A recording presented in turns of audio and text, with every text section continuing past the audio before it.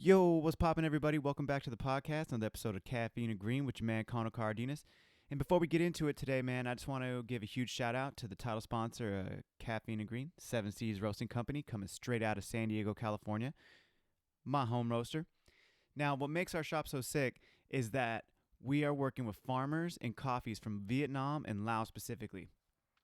That's pretty awesome. The fact that we're taking care of not only the consumer, but the farmers. The whole supply chain is taking care of people. So, full transparency, I am the head roaster at 7 Seas, but, that's irrelevant because you know that the coffee I'm giving you straight fire, yo. Now, what's even better about having 7 Seas as the title sponsor is that if you go over to the website, 7seasroasting.com, and use code C&G, you're going to get 3 bags of coffee for $30. I mean, that's a pretty good deal if you think about it, because one bag of coffee is $16 at checkout. I mean, that's without tax. So if you go over to the coffee tab at 7seasroasting.com, choose 1, 2, and 3 bags of coffee. Unfortunately, the Spikes Canine Fund and the Caja Collective are not a part of this deal, but you still have the Peruvians, the dark Guatemalas, fifth gear espresso, anything else that we have. There's choices, people. So again, go over to that coffee tab at 7seasroasting.com. Choose any of the coffees I just mentioned, and you're going to get 3 bags of coffee for $30, and input code CANDG at checkout and get those bags of coffee, people.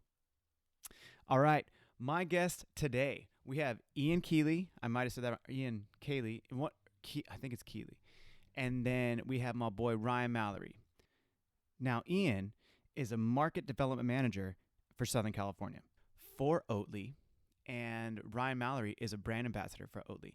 Now, this is definitely a coffee podcast, but it's open to everybody. And if you've heard of alternative milks that are pretty popular right now, especially in specialty coffee, Oatly is what you want to be drinking, people. I mean, it's a great alternative to other types of milks. Now, there is, it's vegan friendly. It's also just an alternative if you're lactose intolerant. So it's pretty awesome, and I wanted to have them on to not only talk about it and, of course, address the shortage problem that they had for a while, but seeing what they're doing, seeing how they support specialty coffee and how they support the specialty coffee industry. And, yeah, I mean, it was a great time. It was the first time I ever met Ian, and he's a rad dude. So if you see him around the hood, LA, San Diego, say what up. I'm sure he'll have he'll have a talk with you and throw you a smile or two. And Ryan actually works at 7 Seas as well, so you can definitely stop in, talk to Ryan about oat milk if you have any questions. But without further ado, gentlemen, Ian, Ryan, Oatly, this is your time to shine, homies. Let's go. Caffeine and Green. It's your boy Conor. What's good? Good. Caffeine and Green. Fucking cheers me. All right, boys. We're live. Woo. Cheers. Ding, ding, Dude, ding. fuck yes. We are in the house. Welcome to Caffeine and Green, boys. How you doing today? Doing great. Doing amazing. Thanks for having us, man. Yeah. Fuck yeah, of course. Dude, I love it. So before we get too far into it, because I was mentioning to you before we were actually streaming, I was saying how the last couple days I've had a bunch of different homies on, so I get too excited a little bit, and then particularly on Sunday on Cinco de Mayo, I didn't even introduce my homies that were on there, and I was like, damn. Wait, hold on. We got like 5 minutes into the conversation because we're such good homies that we're just like, wait, I didn't even introduce you guys yet. Like, fuck, dude. We know each other, but everyone else doesn't know who you are. Exactly. Right. Exactly. Yeah. So before we get too far into this, I want to let the people know who we're talking to today. We have Ian. Can you say your name for me, sir? Yeah, I'm Ian Keighley. I'm the market development manager for Oatly here in Southern California. Beautiful, beautiful, sunny Southern California. All right. Yeah. And then to my right, or directly in front of me, who we have here? Yeah, it's Ryan Mallery. I'm the brand ambassador for the San Diego area. For Oatly. Okay. But I'm also the events coordinator for 7 Seas. Shout out. All right. And a barista. Mm-hmm. Yep.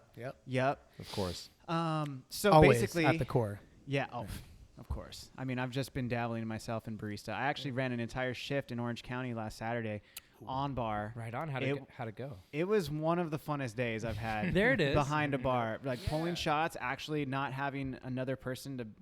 I was the person to... I don't know how to say it. Like doing all the pouring, pulling the shots, cleaning, and doing everything with the machine. The point person. So yeah. to speak. So normally when I'm here, it's like, okay, well, I'll jump in and do what I need to do. But then when it comes down to it, I can just be like, all right, you guys are back, cool. And then I'll go back into roasting or doing whatever I have to do. The setup here is amazing. You have the roaster and the machine. It's just the connection there. It's is ridiculously incredible, close. and you get the aromas from what I imagine. I would love to come when you're roasting, because then it's just this immersive experience in here. I imagine. Like, I is mean, that right? yeah, no, I completely agree. I feel the exact same way. I mean, I'm not gonna lie. The first month was tough for me. Okay. Being a roaster, being as I've worked. You know, the first place that I worked at was Zumbar Coffee and Tea in Sereno Valley. And then the roaster was pretty far back away from the cafe. I mean, it's in the same area, but it was back. So, nobody's talking to you. And then I went into commercial roasting where I'm in a warehouse, and it was me and like 2 other dudes in that whole warehouse. So having the customer interaction and having people just like come up and just look at you, or even just like staring at what you do, or even getting like a personal space thing. It was a lot for me at first, but now I'm just like, dude, it doesn't even like register. People will stand like as close as this like ledge is to me right here, and I won't even look up. I just, whatever. Every now and then I'll say, hey, how you doing? Whatever. But it's like, it's just another thing. But it's more aesthetically pleasing to have people want to see that. And then the other thing about that is that people will come in and they're like, oh my God, it smells so good in here. Because it is such a smaller space. So all of these things, even though that explanation might sound a little negative, but it's not.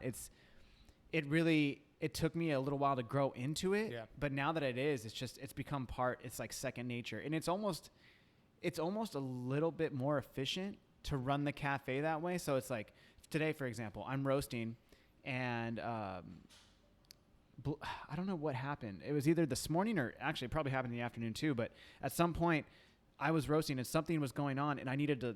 Luckily, I was between batches, and then I went up and I topped on bar, or I like pulled shots, and I was just like boom, boom, boom, and it's like, dude, it's not a one-man show, but it's like a one-stop shop in a sense. It's like, okay, I need to help the bar, so I'm gonna hop off the roaster, either pull shots or go up to the cash register, and everybody does their part. I think that's great for everyone to see. I mean, it's a real understanding of everything involved in making this kind of an operation run and happen. And it's again, full immersive is what I said. That's like being available to guests in that process that requires so much focus from what I know of roasting. That's a real special thing. I mean, it's cool that also the team's cool with you hopping on, because it's not this fine line in the sand. It's, hey, we're in this together. It's all hands on deck. Well, not only it really is.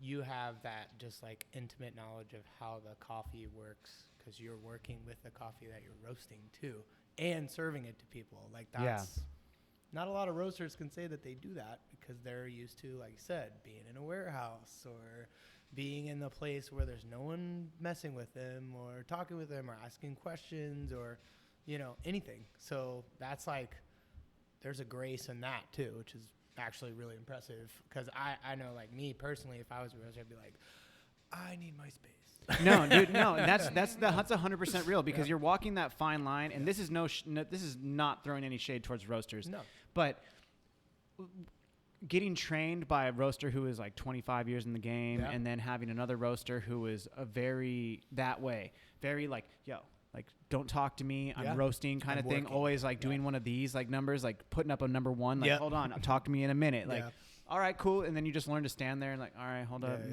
All right, cool. Mm-hmm. But at the same time, I like to think of myself as a little bit different, because I'm not even the normal run of the mill coffee person. I'm not that into indie rock. I'm not into like hipster type stuff.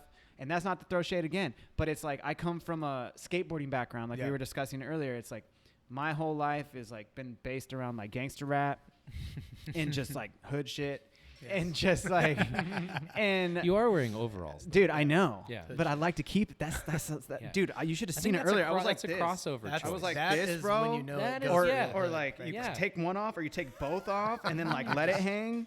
And then it's like super gangster. If I had some Timberlands on right now, bro, is that how you know when a talk progresses? Forget about it. You know, you're like, I didn't want to have to do this. Yeah, I'm taking. Now here's the next step, and I'm gonna let you know it's getting serious. Now. Dude, no, I'm just fucking around. But no,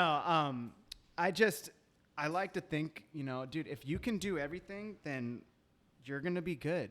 Yeah. Why not be more diverse in the things that you're doing to make you not only understand the cafe better, but you're understanding the coffee from every aspect, right? Yeah. So I'm the roaster, but then I'm going to give it over to the baristas. And if, I'm not even going to lie, before I did this, I had 2 milk steaming trainings my whole life. Yeah.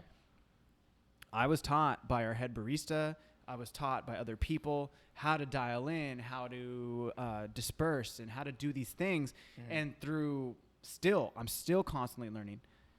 I'm learning these things, but now I know how to like really just pull the trigger and like make things happen. And then so you really understand like, oh no, the espresso should taste this way, or the batch brew needs to do this. But I mean, enough about me. Yeah. This is like not about me. I want to know about Oatly. That's why you guys are here today. Sure thing. Yes, because as much as I'm a part of this cafe, a part of the new wave of alternative milks in the specialty coffee industry and coffee in general is alternative milks that are not from a cow, milks that are from oats, from macadamia nuts, hemp milk, almond milk, what so forth. But specifically Oatly, the company that you guys work for, you guys have a very unique aspect. I mean, for a while, you guys were just dominating the market. You were the only oat milk out there. Pretty crazy, right? Yeah. It's like, this thing, there's only one.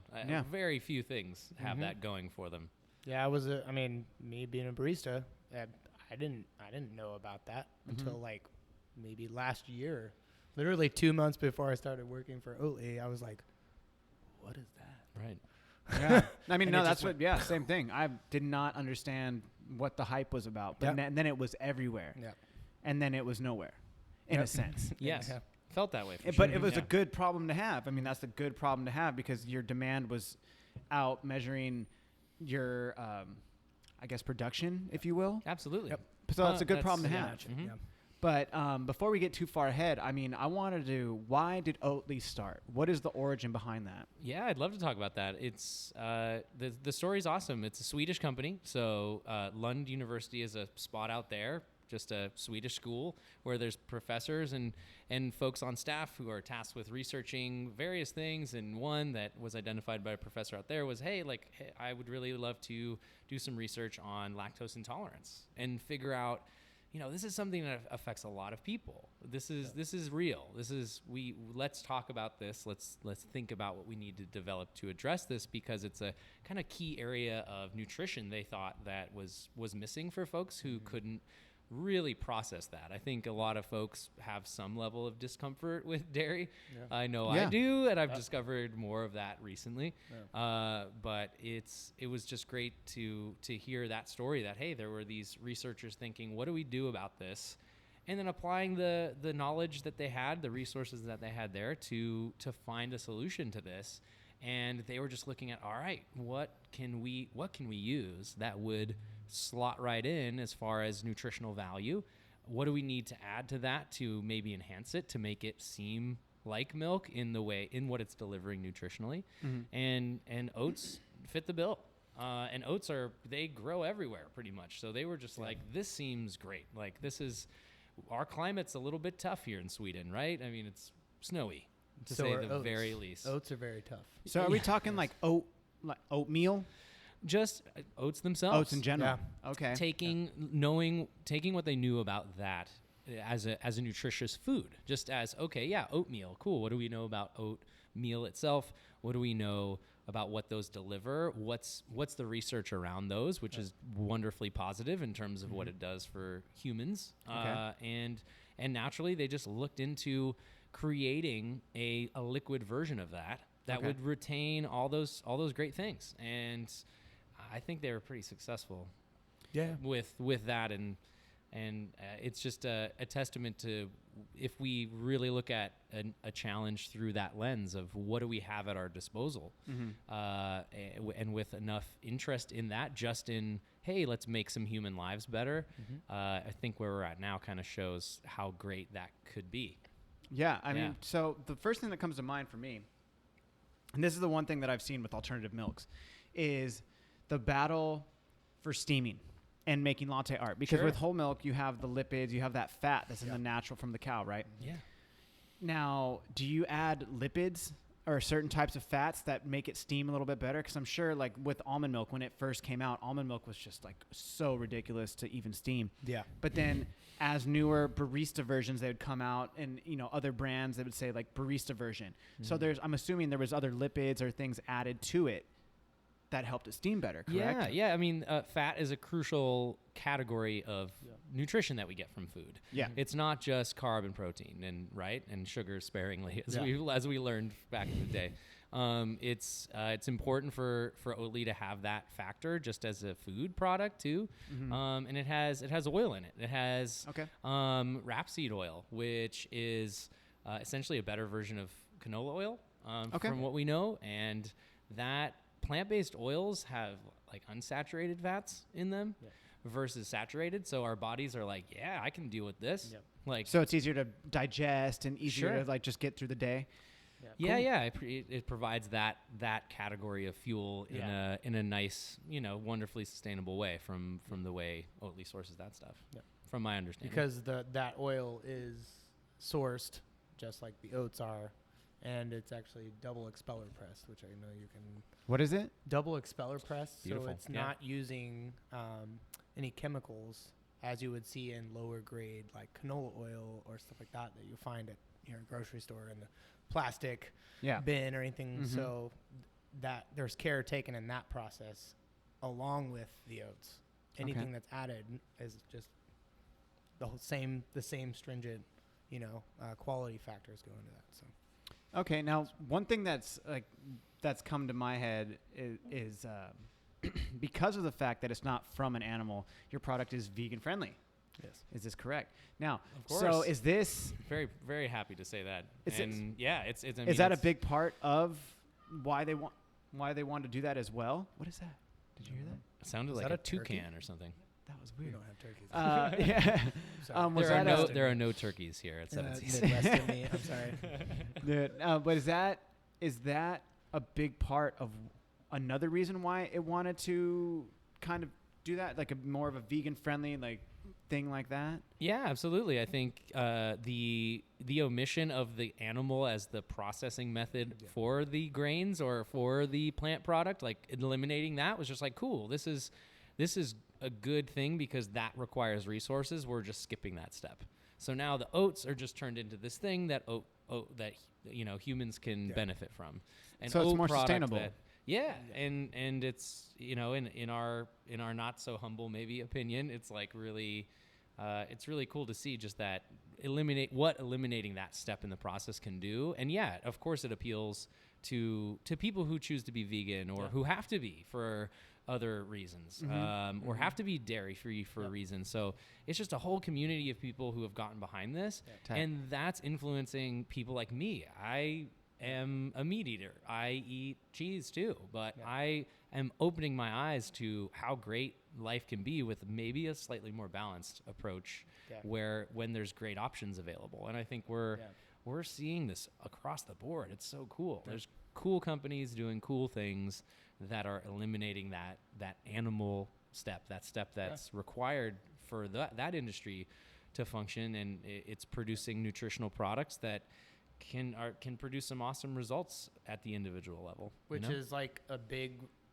to me and like anybody that I've talked to that's went vegan and decided to go that route as far as their diet, a big part of their choice is because of animal testing, animal involvement in the whole process and how they're being treated. So when you just take that out altogether and you just have oats as for human consumption, it's like that's not even a concern anymore. It's not an issue for them. It's just like, cool, I don't have to think about that anymore as a product choice. Like I'm like, we know that's not involved. So Do you think either of you can answer this question? Do you think that by doing that and making it a little bit more sustainable, that it fits into more about the general overall opinion of coffee about, trying to reduce your carbon footprint, trying to make things more sustainable in general? Because that's the general, I feel like the consensus across coffee is reducing your fingerprint, making everything more sustainable, like eliminating waste and how much you're disposing of and stuff like that. All of that we do, not only in the coffee and how we source the coffee, but what products we're using to serve along with the coffee. That has a direct impact on us getting more coffee in the future. Like just plain and simple. And so we have to be very conscious about what else are we pairing with this, because we're still putting that out. So it'd be counterproductive to have this aggressively, terrible product for the environment along this timeline of we love the farmers. Like, that's not a good look. Maybe not. Yeah, maybe you don't love them as much as you think they do. Yeah. So okay. Yeah, cool. So now you guys have had a great response from the industry as a whole. I'm talking. It's amazing. Yeah. Like the support and just down here in San Diego, I'm based in Los Angeles, but it's so nice to be in a community here where it is just widely regarded as a great thing for coffee and with coffee. As Ryan was just saying, it is in line with what I believe specialty coffee is accomplishing and is working towards accomplishing on a whole other level in terms of awareness too. And I just love seeing a guest base down here that's excited about what's going on, asks these questions, kind of holds the whole thing accountable. Yeah. And that's really the main word, I think, too, that where we need folks who are fans of the product too to hold the places they're getting it accountable to these things. It's so important to think about where things are coming from and how long we can get them from those sources, and identify any challenge areas and really work towards making some improvements. I know you're likely kind of working with farmers and coffee traders and everything involved there. It's very complex. The more we learn, the more we can uncover and unravel in terms of what little effects we can have, maybe seemingly little, to help with this. Yeah. Well, it's a marathon, right? It's not about short term. We're thinking it's a marathon. It's always going to keep going. Mm-hmm. Shout out Nipsey Hussle. The marathon continues. Yeah. I mean, that's what it is. So it's like, when I see oat milk or Oatly, I myself, I don't even really drink that many milks at all. But if I'm going to go cappuccino, I'm going whole milk just because I like the traditional aspect of it. Sure. But what I like about what Oatly specifically is doing, and we were talking about this before the podcast, was that you guys were pretty much the only oat milk company, and then all of a sudden, how does that feel? How does the company feel about now not only being the only company? Now you've given you've like led the way for companies like Pacific, who has oat milk, and then you have that's okay, oat milk, but no shade, but it's like, and then you have like Minor Figures, who have basically kind of filled in while you guys, and we'll get into about the shortage, but you guys have and essentially paved the way. That's a better way to put it. Paving the way for these other companies to do this. Yeah. And I mean, how do you guys feel about that? Someone has to blaze the trail, but it's just incredible that there are other companies addressing the same issue that we've identified as Oatly. From 25 years ago is when that origin story took place. This was not 2 years ago. 10 years. It was 25 years ago. Yes, sir. It was. Yeah. So how am I just hearing about this now? That is the question that I ask myself, and I ask the coffee industry. Dang, this was around for how long? And there's so many forces that I think we'd have to unpack in another conversation to address the why maybe there. And Europe was a little bit ahead of us in looking at this challenge, but it's just great. It's great that there's other products out there that work well for specialty coffee shops that are from oats. Yeah. Oats were identified and are still identified as a wonderfully sustainable product that can be grown anywhere. Essentially, it's a very resilient crop, and so with that in mind, let's figure out sourcing that on the larger scale that we need, And that's not just one company. And that would be crazy to say. That's like, yeah, we just need one coffee roaster for all the coffee. That'd be ridiculous. In California, let alone, like, it is ridiculous to say that, isn't it? But it's just, you're just like the simple rule of you're not going to please everybody. Like, that's just the truth. You're not going to be able, right? Yeah, you're not going to be able to service everybody for whatever product you're doing. It's just you have to kind of pick and choose. You just have to. Otherwise, you will not survive. But that's the cool part about it is it's that kind of set the trend for it, people being interested in it, and then now they kind of get to decide because there is multiple options. They're like, oh, I like this flavor better than this particular oat milk flavor. I like the thickness of this one rather than it being like super thin or whatever. Yeah, I like how this one steams as opposed to this one or this that things. Okay. So like that, let alone, is just like it's a wonderful thing. Like you're just setting the stage for other people and opportunities for other people to succeed as well. And we love talking about that as baristas ourselves. That's what the environment at a coffee shop should be open to, I feel. And I've gotten the most joy out of those moments working with folks who are open-minded, both guests and my fellow baristas alike. It was always about, try this. You haven't had this before. It's not what you usually order, or what you ask me to make you usually, or what I see you making yourself. But just give it a go and let's see where this goes. Yeah. And that's how coffees themselves are progressing. We have producers who are trying all these alternative processing methods and are throwing new variables in there and seeing what happens. And the results may be polarizing, but it's just amazing to have those options. Yeah. Well, I think it's an important thing.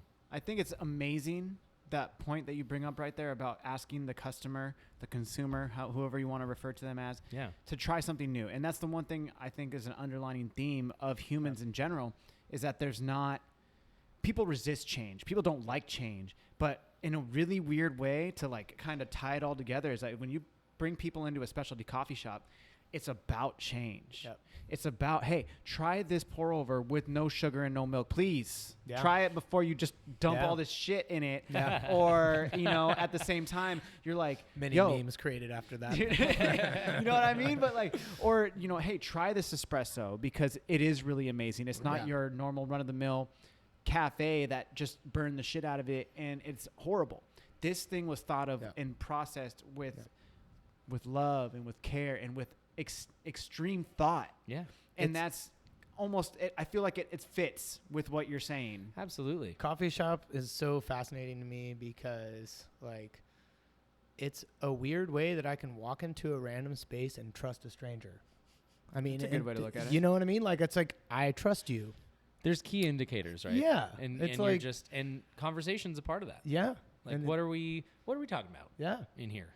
What's happening? We'd love to get a feel for what's driving, like the why behind what's going on behind the bar, in the cafe, all that. And that's so fun. Yeah. And it's inspirational every time we step into a space here in San Diego together, me and Ryan now, or me on my own in LA, or if I'm choosing to bring someone along that I've worked with or a family member. It's amazing just to feel that and just to experience that. And as you were just saying, Kana, like, coffee's incredible on its own when it's done right. Yeah. And that's it's amazing to talk about that and how important it is, both to me individually and just as someone who's worked with coffee. Milk and alternative milks are just a part of the business of coffee, right? Yeah. At this point, in the way it's consumed throughout the world, and definitely in America. So again, finding a better way to bring that into the fold is awesome, but ideally we want to celebrate the coffee, and that's it's kind of a cool thing about oat milk in general, not even just speaking about Oatly, but oat milk in general is it's a little more neutral, right? So we're not having this like twist of what your interpretation as a roaster was. It doesn't taste bad either, so it's right. It doesn't change it all that much. You're still getting those notes that you want, and that's usually that are coming through. Usually my selling point for anybody that's like, what's oat milk? I'm like, well, it's an oat-based, alternative milk, but it's way more neutral than any other thing that I've tasted before because there's just not a flavor that it really has to impart on it. I mean, honestly, if you've had oats, it has the oat flavor, but it's not but overpowering. It's not, It's not you usually overpowering. like if you're going to oatmeal, you usually, I don't know a lot of people that just eat plain oatmeal. To be fair. that's that. To be fair, that's a good point. I don't think there's a lot of people who would, anyways. The same things that you would add, like we have honey right here. You would probably add some honey, like whatever, maybe a blueberry or two. They need a little help, maybe. It's the but that's where the coffee comes in. Yes. The coffee's like, I'm here to save the day. Exactly. Right. Exactly. Now, okay, so it's a good platform. The one thing I wanted to get into is that because it's taken off essentially. I mean, it's obviously been around for 25 years. Yeah. In America, it has not taken off until recently. Yeah, especially 2017 was the first year of the Oatly. In the U.S. Yeah. So not even 2 full years yet. No. Which is really kind of crazy to think about, right? I mean that's what I wanted to get into is that what's happened in my life in 2 years. A lot of people have brought up. I mean, there was even an article on Sprudge about how Oatly was coping with the demand because you guys essentially sold out of all of your product. Mm-hmm. I mean, again, a really good problem to have. People are the demand is so damn high for your product. How are you guys coping with that? Awesome question to ask, and the beauty of something that's seeing success in terms of adoption on this level in this rapid period of time, this short window of time, and this rapidly, is it fuels that growth and that the change involved in that. And we're happy to report we have a plant in New Jersey.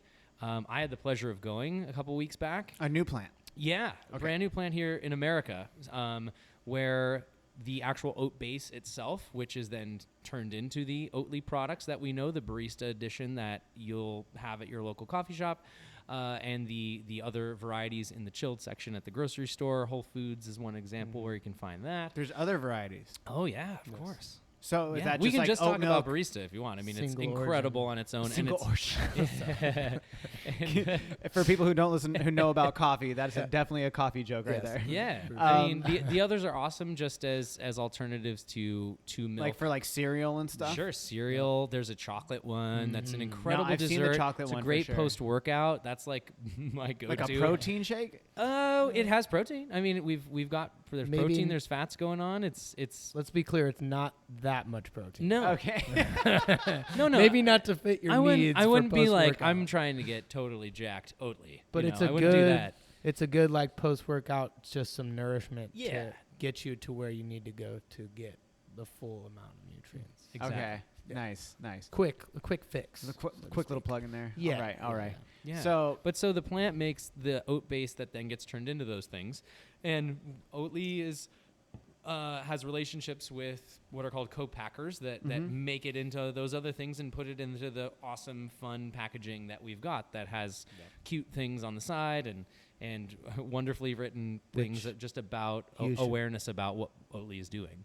For everybody listening, you should definitely take the time to read all of the packaging. If you have the time. If you have it. And if you want to do that. Yes. You don't have to. It's not a requirement. Yes. And it's very funny. So- Worth the read. That's all I'm going to say on that. So it sounds like by saying this, you're having a new plant that is in New Jersey and you're doing all these other things. Because honestly, until you just said that, I didn't know that Oatly was anything else besides just barista, like steaming And that's milk. okay, yeah. But so it sounds to me that there's bigger things for Oatly on the horizon then in terms of what you guys are going to be doing. Yeah, and it's all happening, and that's also what's fueling this growth with the factory. And it's really incredible. The process that Oatly has patented is different. There's an enzymatic process, so enzymes are used in this specific concoction that those scientists back in Sweden came up with that retain a good amount of the nutrition that the oats deliver on their own without taking too much out. Yeah. And so you end up with that in that liquefied version of those oats, and it just delivers a little more value there. And that process, it takes time to get that right. It takes time to make sure that all that equipment are the right parts, are functioning properly. And it's been lightning fast with this facility that's in New Jersey. And it's a super exciting time to work for a company that's pushing for that sort of thing and getting to meet the humans behind that too. I mean, it's a small team of people who made this thing happen and are running it too at this point. It's steady growth, and it feels responsible to me to a degree, because it's amazing what's happening right now with how stoked people are on Oatly, and it's just so cool to see that fuel everyone all the way through our organization to that level too. People are hyped. So hyped to be working crazy amounts to make this happen because of the implications of what it could be, what it could be for, or what it is, even and better. what it is even. Yeah. Okay. Yeah. Yeah. Because I mean, that's one thing we were talking about even before we were across the street. Mm-hmm. I was saying, you know, shout out Fernside. Delicious. Yeah. They were extremely vegan friendly for you too. I heard it right. Yes. vegan on vegan with the. I got vegan sauce on hamburgers, which is great. Just one, like we talked about, just a little part at a time makes a difference. Yeah, I had the beet burger. No shade though. No. He's trying to one up me right now, and it's okay. I like it. No shade though. No shade. But the one thing that's a small change. How did Ryan? That's a small change Ryan made. I made a small change in my to life. a plant-based choice, and that's legit. I have a plant-based protein was that shake. sauce good? It was good. It was delicious. I have a plant-based protein shake, but that's about as plant-based. I mean, I fuck with vegetables hard. Yeah. On the real. Yeah. But I also like me some meat.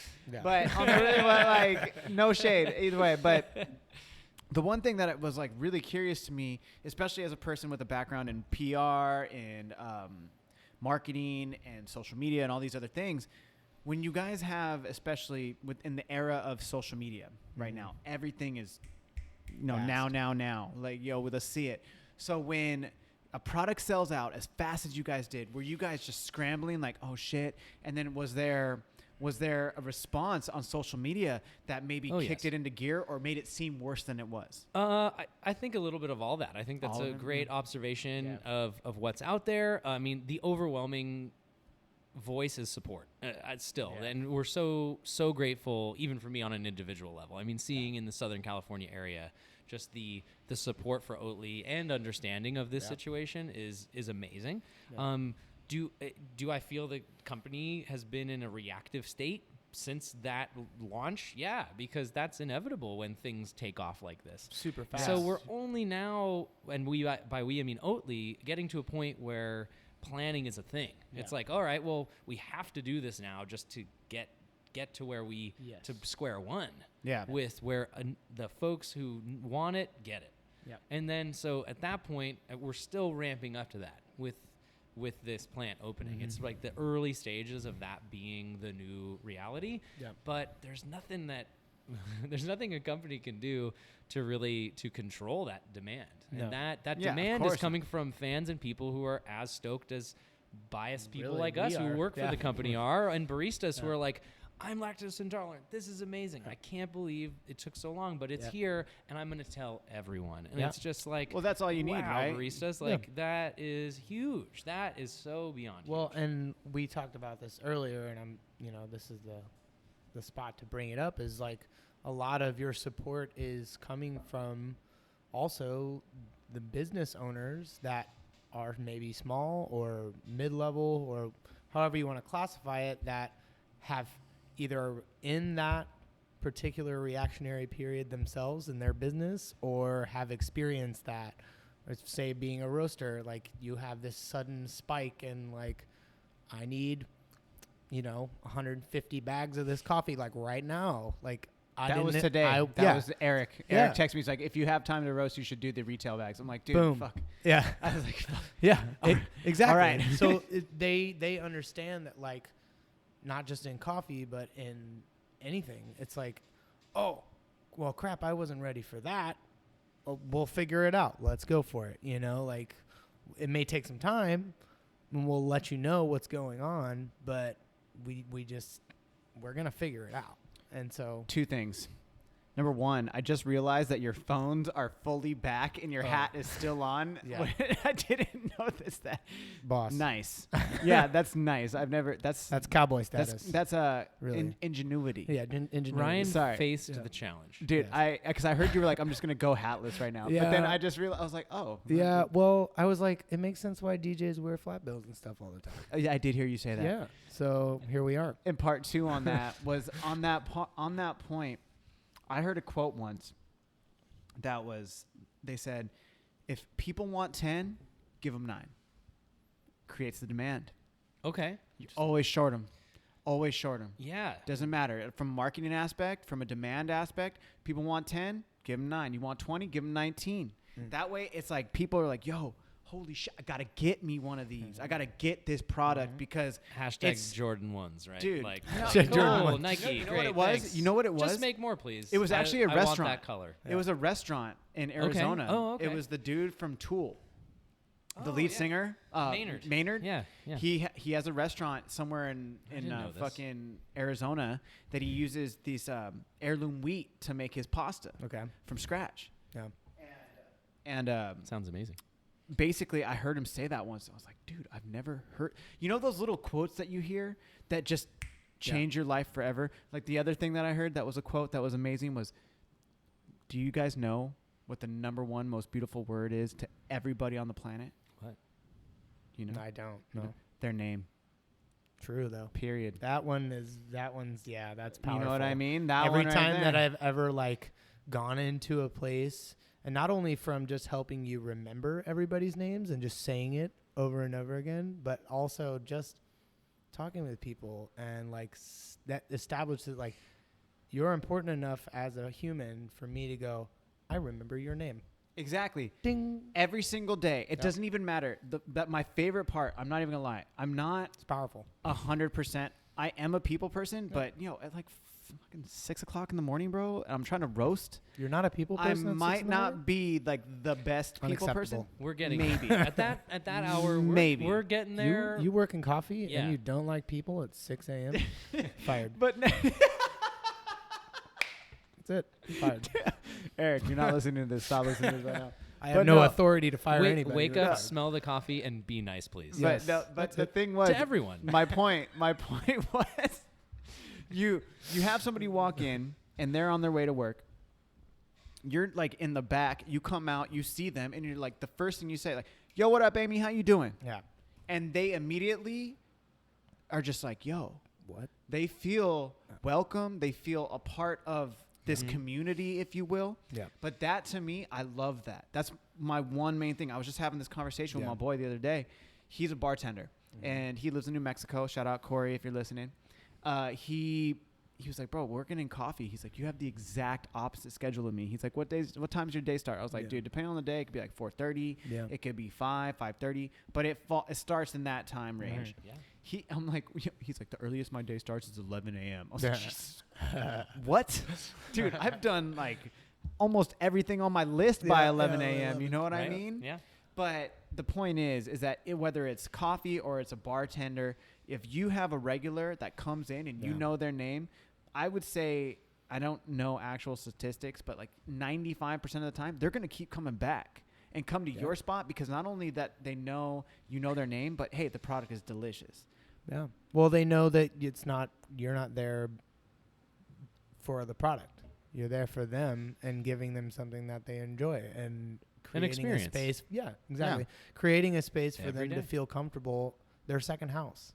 Yeah. It's like they're walking into a An second extension place. of their already built reality Or that their they routine. have, Yep. that they're thankful to have a part of too, because it's an integral part of them waking up and being able to be nice maybe to the people that they have around them too. And that's, you have a way to set the pace for someone's day, and that's It is very, powerful, isn't it? Very powerful. That's cool. Yeah. I like that. I mean, I like coffee that. period is that. It is. That's why I fell in love with it. Even in a home environment. I mean, that's my experience with it now. Mm-hmm. Is waking up and making coffee for my household, whatever's going on there. It's me and my wife, and if we're on a great family trip, it's for 9 people. Yeah. And it's just like, wow, Larger that's my role. And required. what a dope way to start. It fills the house with this amazing smell. Yeah. Smell brings our brains to some amazing other things that remind us of good times maybe in the past or present or future. Same thing as cooking breakfast. Cooking well, yeah. eggs. I mean, at the same time, I mean, on your note, like the point that you brought up, Ryan, is, we live in Encinitas. You live in Encinitas still, right? Or you live in City Heights now? I'm moving to City Heights. You're moving to City Heights. I didn't say that. But you still live in Encinitas though right now. So I have my days off for Sundays and Mondays, and luckily I live in a very kind of neutral area where I can either go to Oceanside, go to like Steel Mill or Steady State, and then I also can go legitly right down the street is Siri Cimarron, shout out. Yep. Lofty Coffee, and I'll go straight to the roastery as opposed to the one right across the street. And they have a Gucci single origin, and they have a delicious mocha. And I don't fuck with mochas. Like I don't do that drink. You know what I mean? Yeah. But I do. When I go, dude, when I go to Siri Cimarron's spot, I know the coffee that I'm getting. I can get a shot, and then I can get this drink that is just delicious. And they actually have these baristas that are on the level. They know how to talk about coffee. They know how to describe coffee. They don't even have drip coffee there. They like, oh, we'll give you a long black. It's like, perfect, bro. Like I'm down. We had a delicious long black, dude. On the real, dude. That's what I'm saying. Is like I it's either Sunday or Mondays, but I make Lofty a stop now. Cool. That's where I go. I know Siri Cimarron is killing it. She's supplying 5 Lofty locations in the area, and it's like, I'm gonna get there, and they got the Gucci on lock, and also bottled cold brew at like different.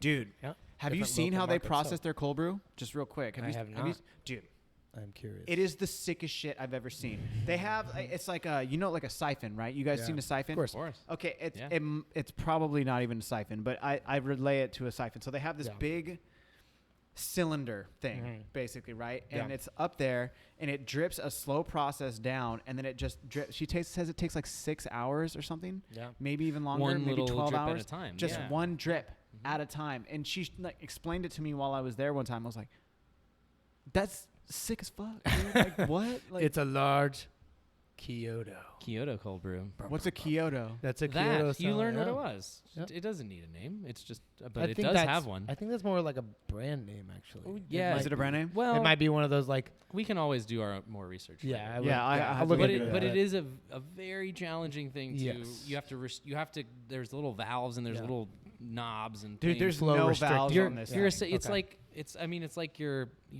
doing your mix on your coffee track. You know, you're controlling so much, and then you're also just relying on it to do its thing over the course of that period, and then your results are going to tell you and inform decisions you make later about those next few batches you make.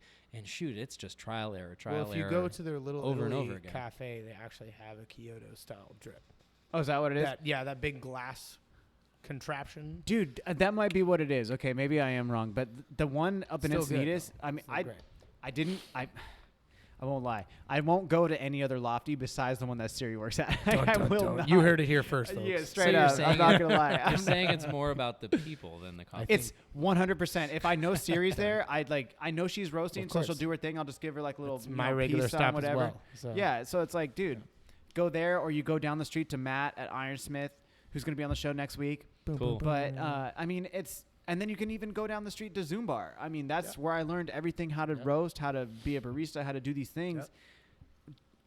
You know, I'm sure as a Southern California person, especially with Oatly, I was told when I was in Nashville, of all things, that San Diego has the most cafes per capita in the country, which I had no idea. Is that true facts? Do you know this? I don't know this fact. I'd have to search, but it's not a surprise. I need a very large air horn right now.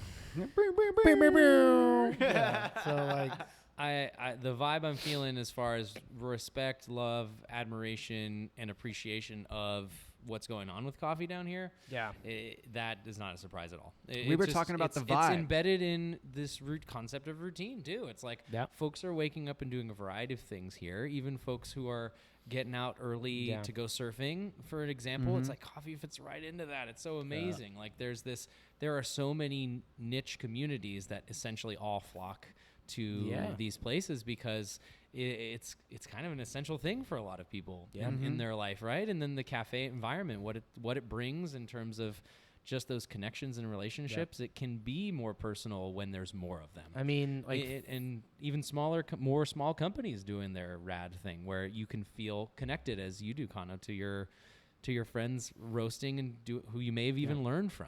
And dude.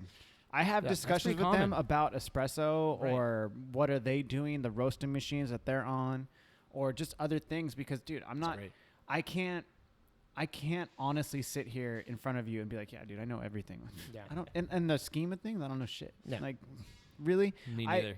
I had this discussion with Siri Simmer, and actually, when we were discussing, when she was on the podcast, she was like, I asked her, I said, do you ever feel like a fake? Sometimes, like, you don't know what you're really doing. She's like, all the time. I'm like, dude, I feel that way all the fucking time. It's good old imposter syndrome. Yes. Dude, I just, I relate it to skateboarding. But you're doing it. But no, that's the thing is that I'm doing it and you're living it. But it's, the one thing I like to say a lot of, and I've said it probably ad nauseum on this podcast, is that I embrace the suck, dude. I want to suck at shit. Because then you learn. Because then you learn. You have space to get better. You have a baseline, and then you're going to go up. Yeah. I'm not the type of person that's going to be like, oh, I suck at this, and then I'm going to just like stop. First of all, I'm not going to start something that I'm not going to be like, oh, I'm going to be committed to this. No. If I know I'm going to start something, I'm going to start it, and then I'm just going to get better. Yeah. And that's all there is to it. Totally. There's no arguing that. Yeah. So, but when I look at the guy who I learned how to roast from, like Steve Rail at Zoombar, he's been roasting for like 25, almost 30 years. Wow. And I asked him, I said, dude, I'll ask him these questions because I have so many fucking questions. I'll just be like, how about this? How about this? What about this airflow? Or why this flame setting? Why did you do this? And then he just look at me and he'd just be like, throw his hands up and just, I don't know. It just tastes good.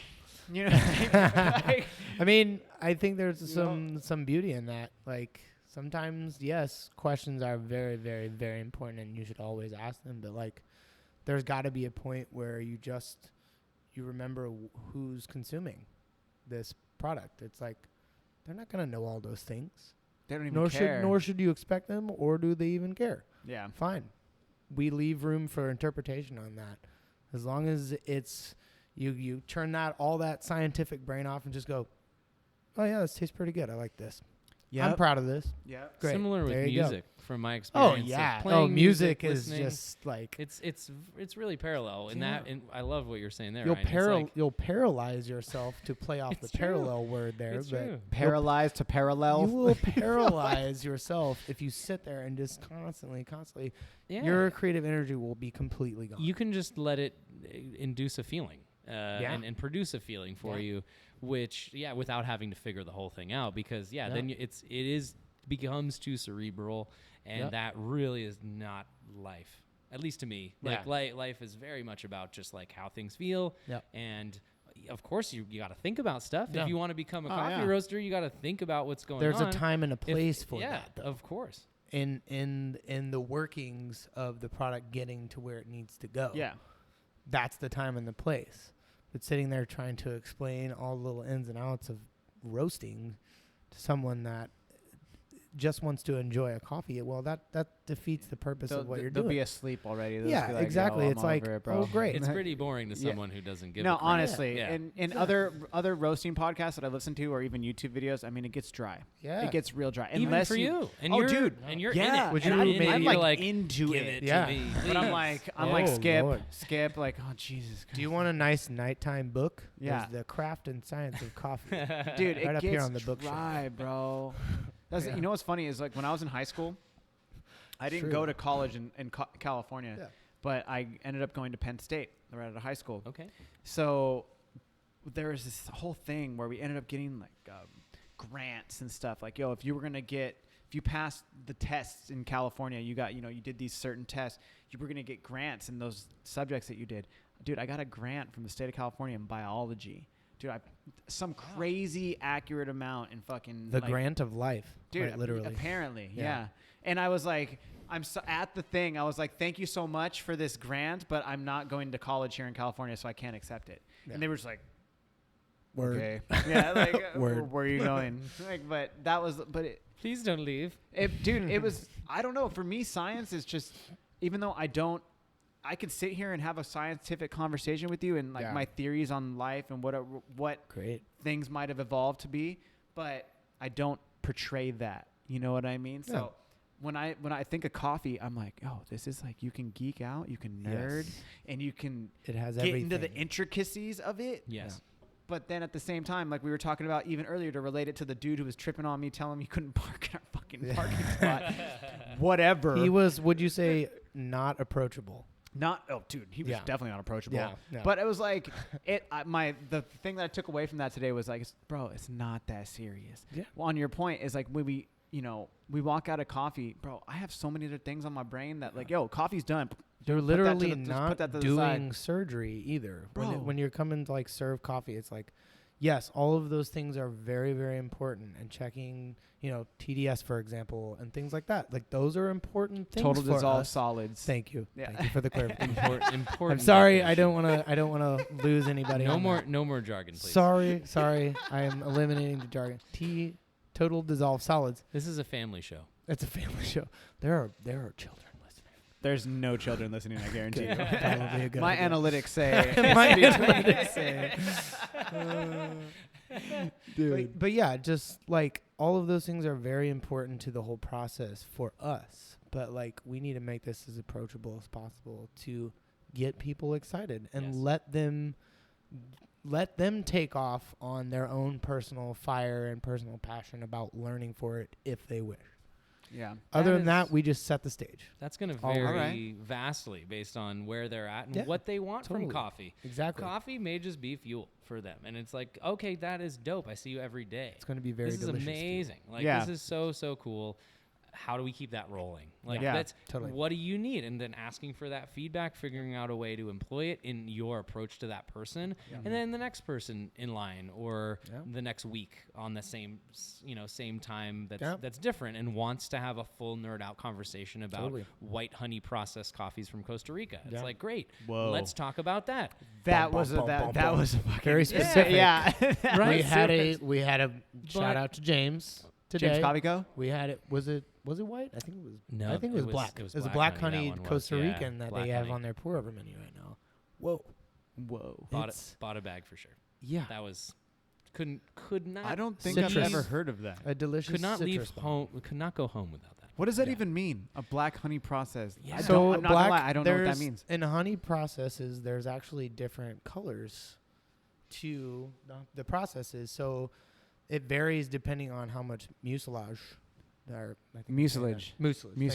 That how pronunciation. Anyway, but they. I like I like them both. Yeah, but I like them both. They both sound nice. But there's a certain level of colors. So there's red, yellow, and black. I believe there's white too. Yeah, white's like the black, shortest time that mucilage stays on. Mucilage. Yes, and the amount, and they actually have a way to measure the percentage of mucilage that is actually on the coffee bean. So much science. Yeah, interesting. So black being the most. So it's also the hardest process to actually complete because of the risk of environmental factors, pests. It's just attractive for more pests to really get in there. Because it has way more sugar that is exposed to the environment. Molding is a thing with these high amounts of molding. Crazy because you're not even leaving that skin on. The skin's protecting it in the natural process. You're literally just like, you're just cherry, like, you're just like, okay, you're exposed to the world. What I hope the world does good things. Those poor coffee cherries. Why would you just take the skin like that? Okay, so my question, I got a question. How come we can refer to coffee cherries as coffee cherries, but do you need the other beer? Bro, I got the other one. I'm game. Hold on. Are we Keep talking. We're taking a 5-minute.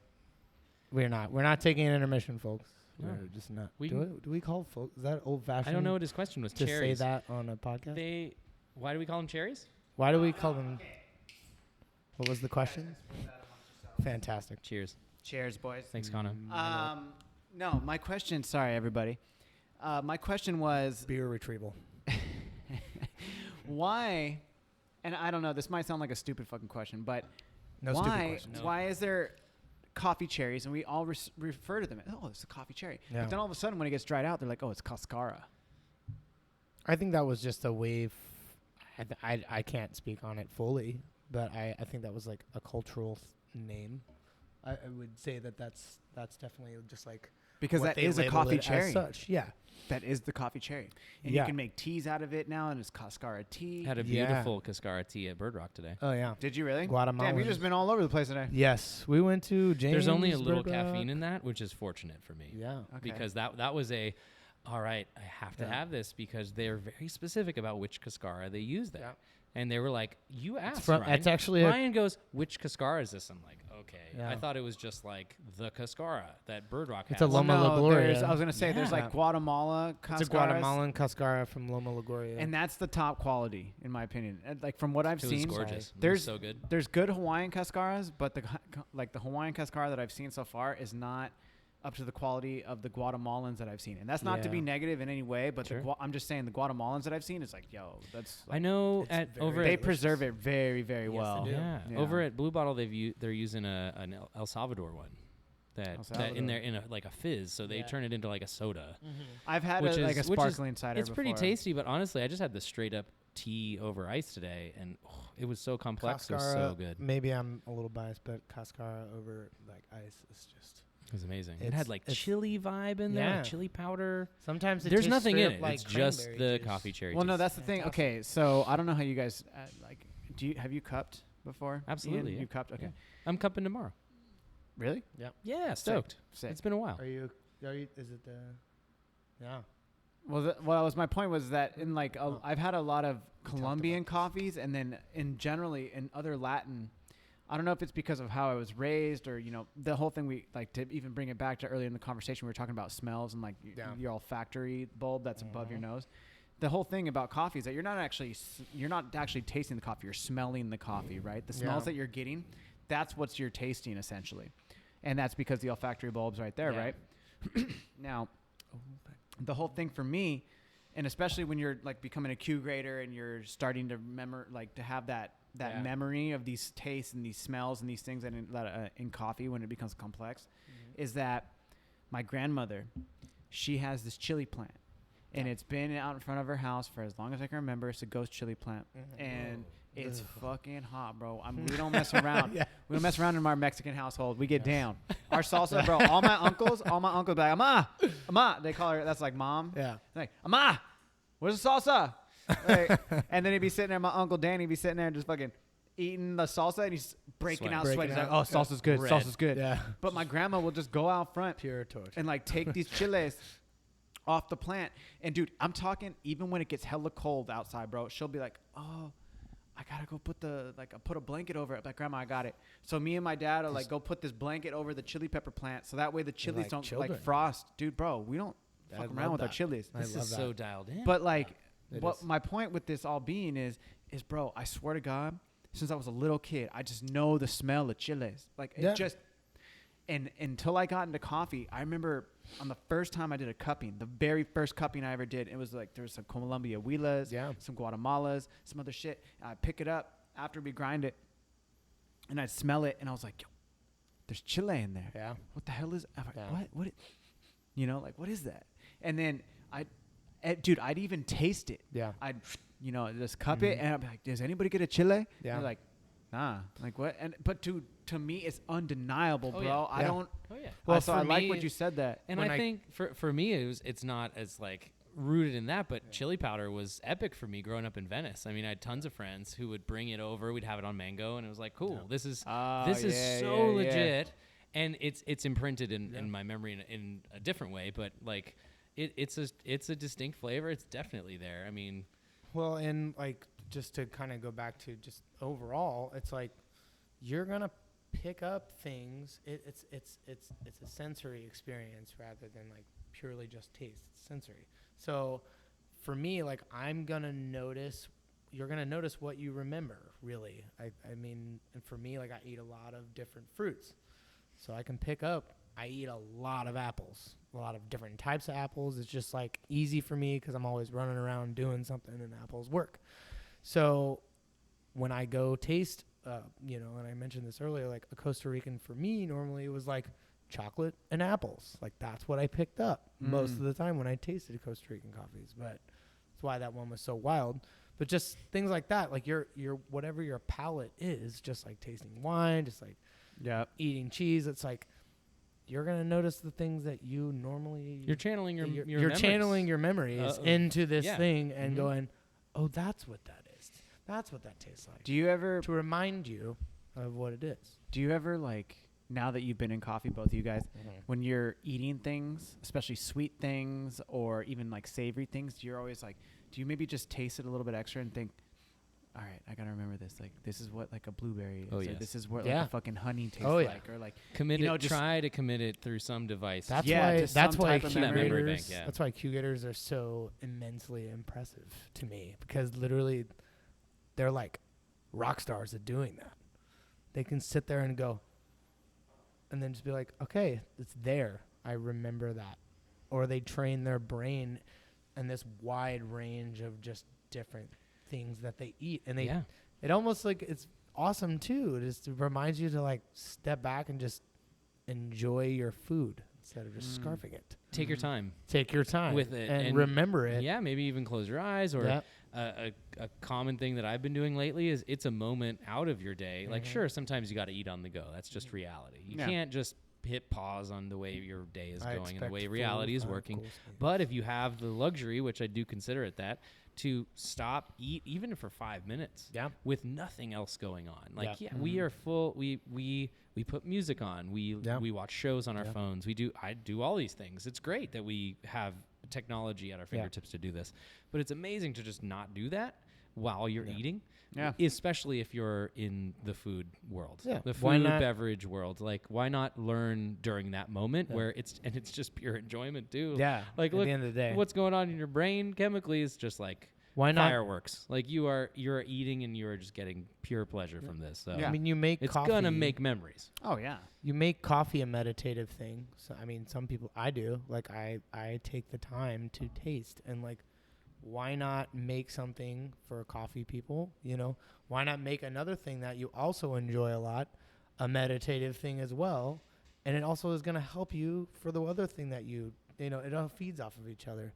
But just like take the time and just make that like your little 2-minute meditation. I don't know. I mean, like, not to create a too heavy a relationship with food. Not saying that, but just like, it's an enjoyment. Like, that's what it should be. I get it, because you live in Encinitas. Have you been to the meditation gardens over at the SRH? Bring your In-N-Out to them. No, I'm kidding. Don't do that. I'm just kidding. No, dude. Okay, so in the summer or even spring, I guess, kind of right about this time, for a couple months, I'll be going on a run. So I'll go run the Encinitas, like probably down up into Solana Beach or even farther. And on my way back, I'll run the back road up by the SRH. Of course. Self-realization... SRF, sorry. Fellowship, Yeah, the self-realization just think fellowship. Lord of the Rings and you'll get there. Yeah. So you go across, like you go there, and on the outside of that, they have all these jasmine, like flowers. Amazing. Bro, I legitly would run by, and you could smell it from like a block or two away. Yeah. And I just went up, and I remember the first time I did this, I smelled it, and I just wanted to create a memory. Yeah. The next coffee that I tasted that had that, it was immediate. Boom. I was like, jasmine. And then I asked for the flavor profile. Yeah. I said, is there jasmine in there? It's in there. Dude, it was on there. Bro, hell yeah. I was so pumped. I love what you said. You said, I wanted to create the memory. Like, that's the start. Like, what do we want to do with these experiences? If you don't want to, your brain's not going to do anything. Dude, you have to create the palate. Yeah. Why not? Yeah. Dude, use this thing that's in your mouth that has 5 different sensory points. Like, bro, yes. It's pretty cool. You know what I'm saying? It might be pretty cool if you just unlock it. Yeah. Yeah, you have to unlock it. So it's like a video game. Isn't it fun? It's so fun. It's a real life video game on your tongue, bro. Well, unlocked channel, like unlock undone, bro. This would be the weirdest freaking video game I've ever played. I'm just saying. But to really tie it back into what you mentioned earlier about your customers coming up and talking to you, there we go. You're creating a sense memory for them. Like that's, I mean, like that in and of itself is like huge.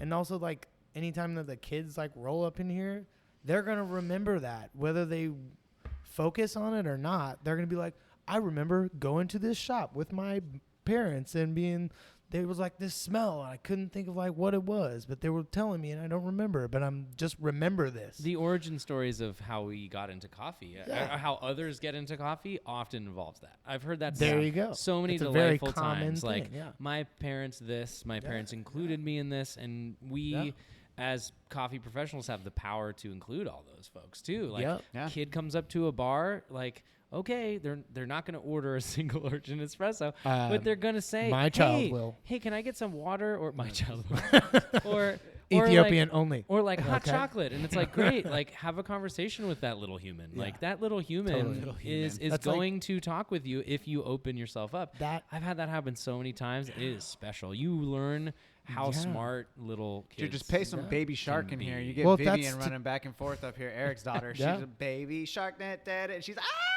yeah. There's so much energy in this little human. It's fantastic. She be getting it. It's awesome. But that's today. I had this same exact thing at Nomad Donuts. Also, shout out to them. But donuts. Donuts. This little kid. I knew right out of the gate I was gonna just like appreciate his energy because I walked out of my car and all I heard was I was looking down at my phone doing something and he goes, "Hey, hello. Hi, good morning." I'm like, who the hell? What? And I look over and he's like doing this smiling thing. And I'm like, me. Thanks for pulling me out of that. So I didn't, after that, I didn't think of it. I went in the donut shop and he's sitting there and he's like, "Hey, did you get a donut?" I'm like, "You're cool. You're a cool kid."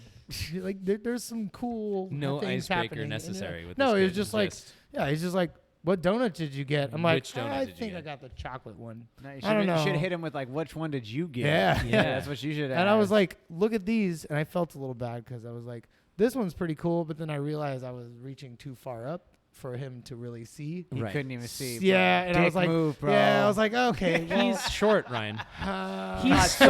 You're so inconsiderate right now, Ryan. He's a growing I said boy. hello. Okay. I mean, he's still in that process. Yeah.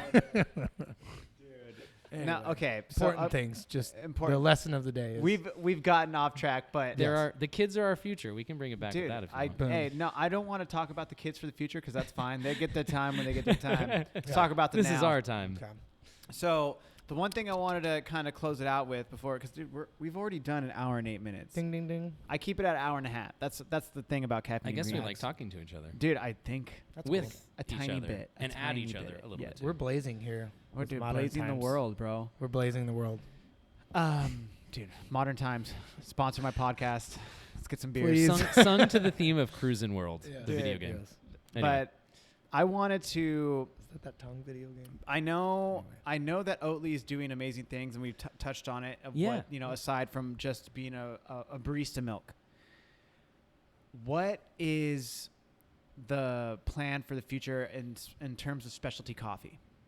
Are you guys going to be getting involved with the San Diego Coffee Network, which Ryan is heading now? Yes. Or more events in LA, working with even Dayglow, like Shop of the Year up for Sprudge, and like these things. Yeah. All people and folks and businesses that we consider friends and potential partners in collaborations. I mean, I think it's sky's the limit as far as what that can mean for these communities and how we can innovate and push these exciting things to be different, cool, exciting for a wide variety of people. I mean, I think that's the beauty of coffee is like such a great platform to get more and more people involved. And I'm so stoked to be working with someone like Ryan, who's he's so in it and it means so much to him that we're making great relationships happen. And we're not just establishing them. It's like really acting on them then. It's like, oh, great. It's nice to meet you. Cool. What are we going to do now? Like, what are our next steps? Productive. And well, not even productive, but just like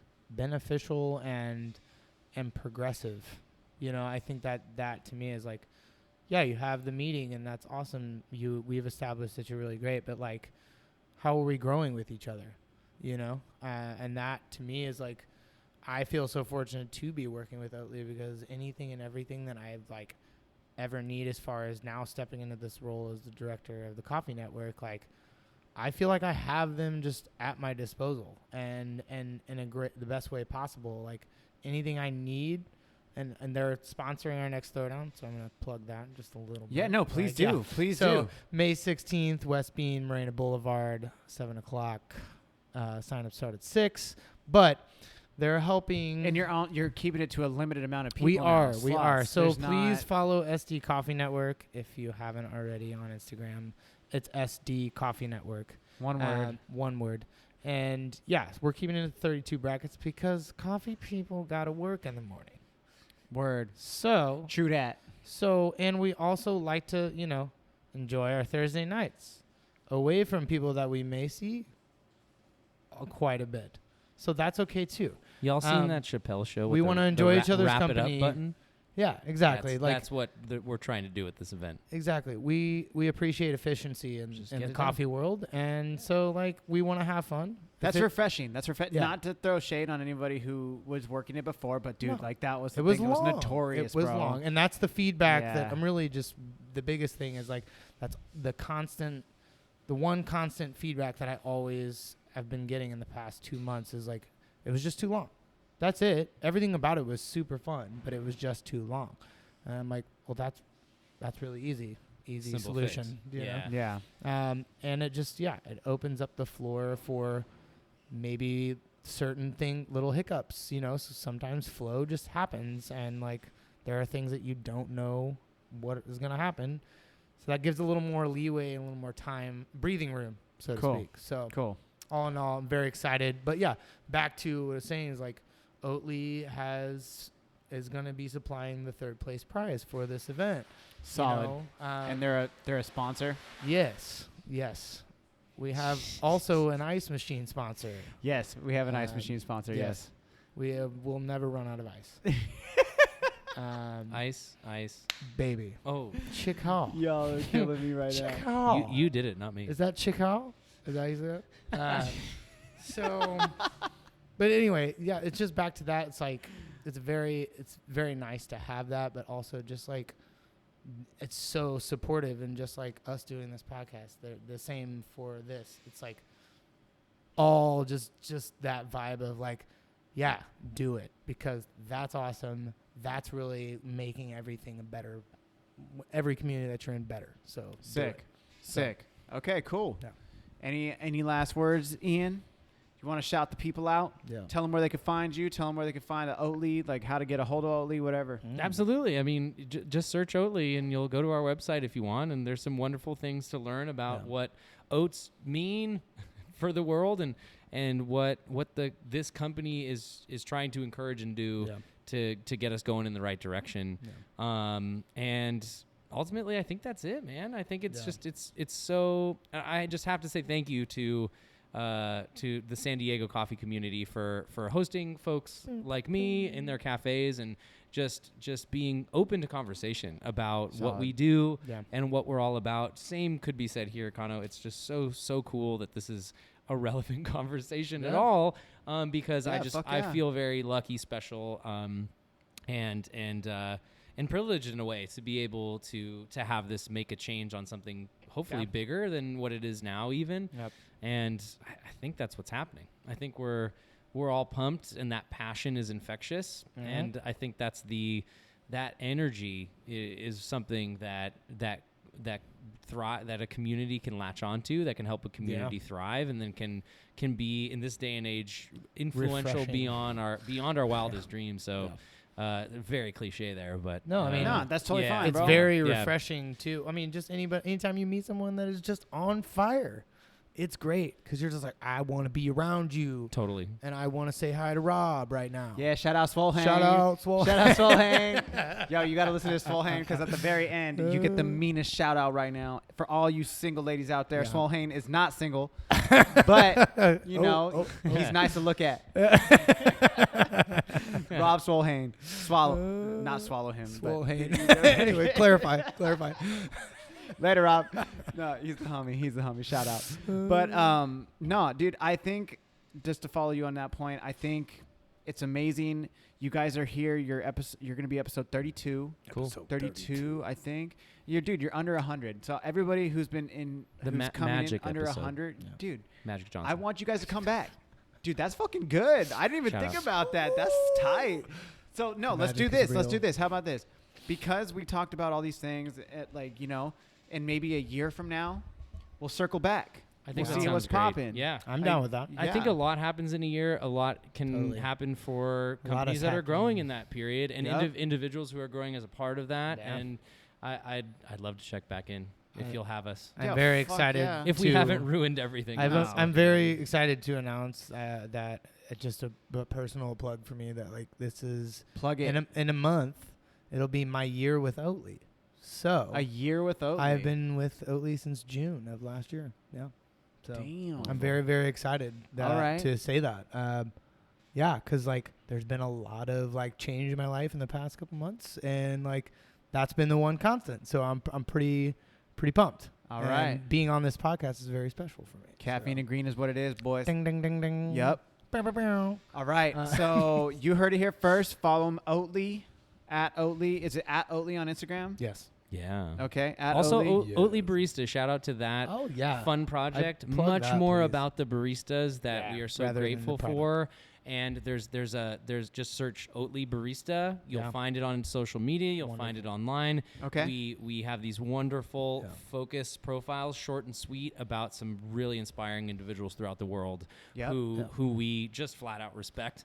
Ultimately, that's it. I've been really trying. That's what it's all about. With the Coffee Network stuff and the Instagram page, I've really been as far as our judges, that's been a big thing for me, trying to emulate kind of that, maybe on a little bit lesser of a scale, but just as far of really highlighting the people that are in this network. And so that's kind of my inspiration behind it. And shout out to Ari Keene, who's helping run the Instagram. Same. It's just that's what it's about. At the end of the day, it's the people. So it is always about the people, and that's why I wanted to have you guys on, because it's about giving you guys a platform to shine. Give the power to. Thanks, man. All right, boys. Yes. Thank you so much. Great. I appreciate you having taken time out of your day. All right. Same to you. Cheers. All right. Peace. Blazing world. Ding ding ding. Peace. Bow, bow, bow.